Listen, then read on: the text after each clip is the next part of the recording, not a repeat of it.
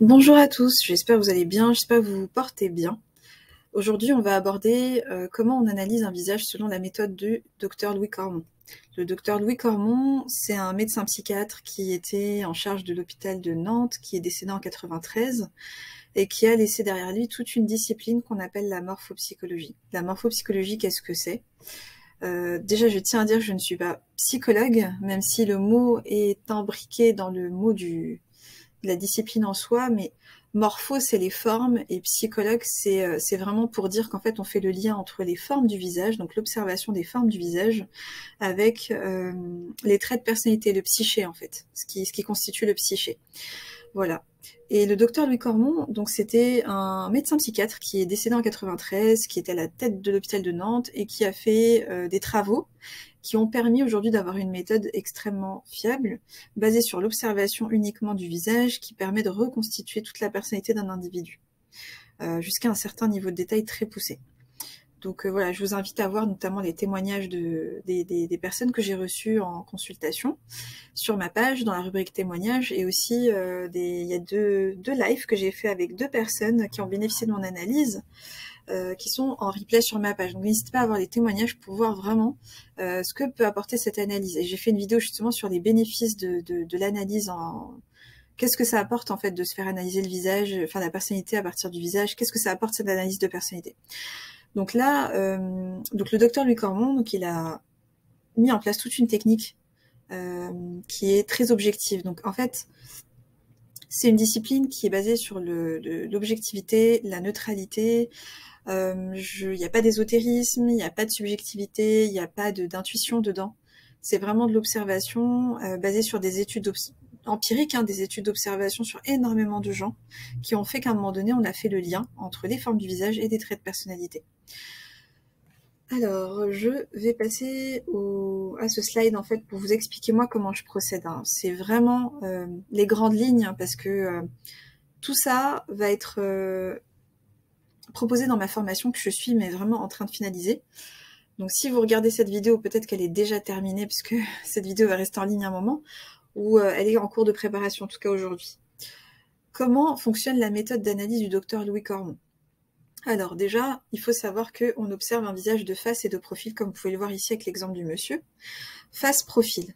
C'est face, profil droit, profil gauche, pour aller plus loin.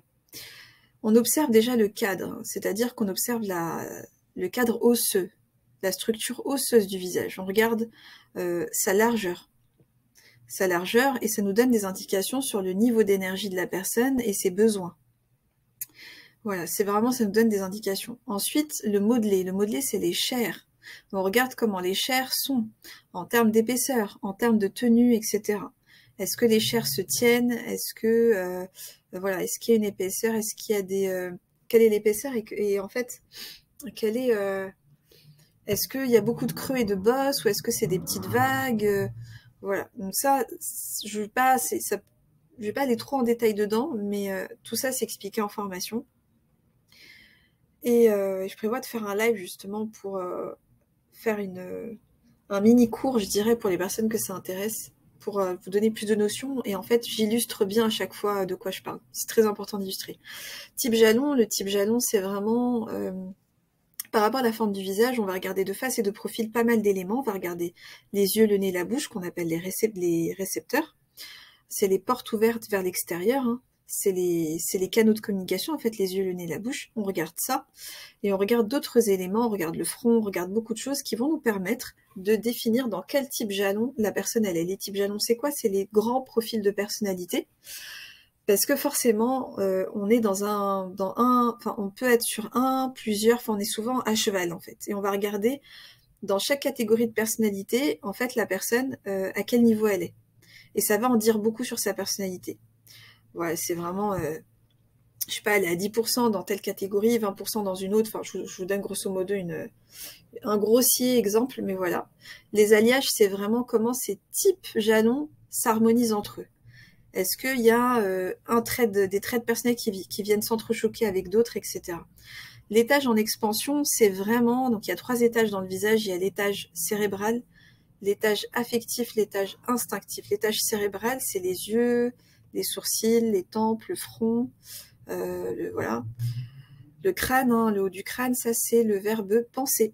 C'est comment la personne elle pense, elle intellectualise son mental, etc. et quelle place ça prend dans sa vie. Ensuite, l'étage relationnel, c'est le nez, les joues et les pommettes. C'est l'étage qui permet de voir comment la personne communique avec les autres, comment elle va vers les autres et comment elle les reçoit. Ensuite, il y a l'étage instinctif, c'est la mâchoire, la bouche, le menton, les mandibules. C'est donc l'étage affectif, c'est le verbe aimer, et là l'étage instinctif que je viens de vous citer, c'est le verbe faire. C'est tout ce qui est en lien avec la sécurité, la nourriture, le passage à l'action, le concret, beaucoup de choses, le comportement, etc. Ensuite, donc, quand on va définir quel est le ou les étages qui sont les plus importants chez la personne, on va mettre le doigt sur ses motivations profondes, ses besoins, on va mettre le doigt sur beaucoup de choses, vraiment parce que c'est un pilier en fait, le fait de savoir quel est l'étage, le ou les étages dominants, entre guillemets, en expansion, on dit en expansion, c'est vraiment, on met le doigt sur une branche importante de la personnalité de l'individu.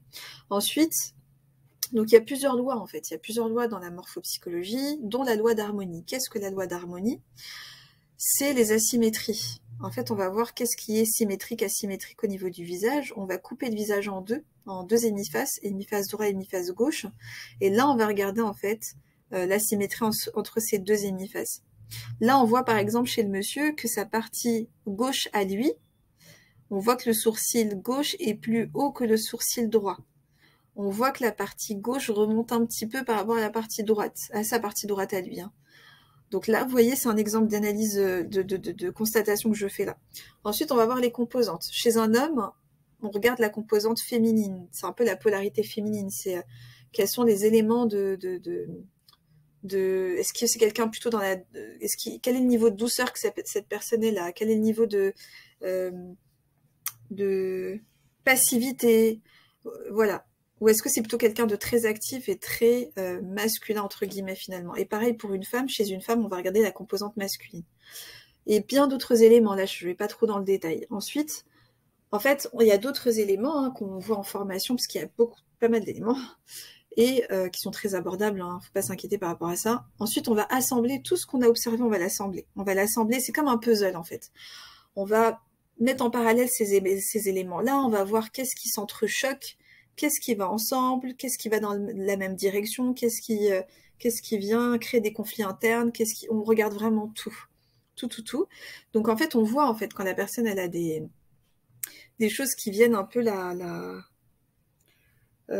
qui viennent impacter sa vie, que ce soit en positif ou en négatif, je dirais. Et tout ça, on lui met sur la table et la personne elle vient justement pour qu'on lui exprime tout ça, pour qu'elle ait vraiment une conscience de tout ce qui se passe dans sa vie, de comment elle fonctionne, de son mode d'emploi, de tout en fait, et y compris les conflits internes.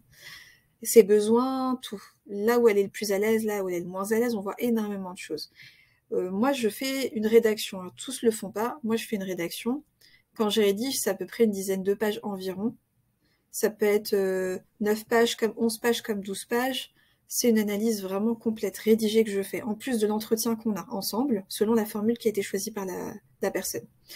Voilà, et donc on restitue, il y a vraiment beaucoup d'éléments, et sachant qu'en plus on connaît pas la personne, mais on se base vraiment que sur cette technique pour en tirer sa personnalité.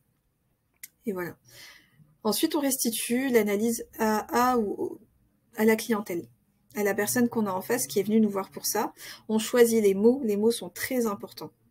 Et voilà. Donc ensuite, la personne, en fait, elle va intégrer ça. Donc il y a une partie consciente et inconsciente. Il y a forcément une partie inconsciente aussi qui va intégrer les choses, parce qu'on met à la surface, on fait remonter des choses qui sont de l'ordre du conscient et de l'inconscient. Mais en sécurité, bien entendu, parce que des fois, il y a des personnes qui ont peur. Je leur dis, il n'y a pas du tout à avoir peur, en fait. Il n'y a aucun problème. Vous ressortez de là, vous êtes plutôt dans un bon état, en fait. Vous êtes mieux que quand vous êtes venu me voir au début. En fait, c'est ça l'objectif, c'est le changement. Le portrait morphopsychologique crée un changement chez la personne, mais positif. Vraiment, c'est une grosse prise de conscience sur sa vie, sur qui elle est, comment elle fonctionne, et ça ne peut que être bien pour elle par la suite.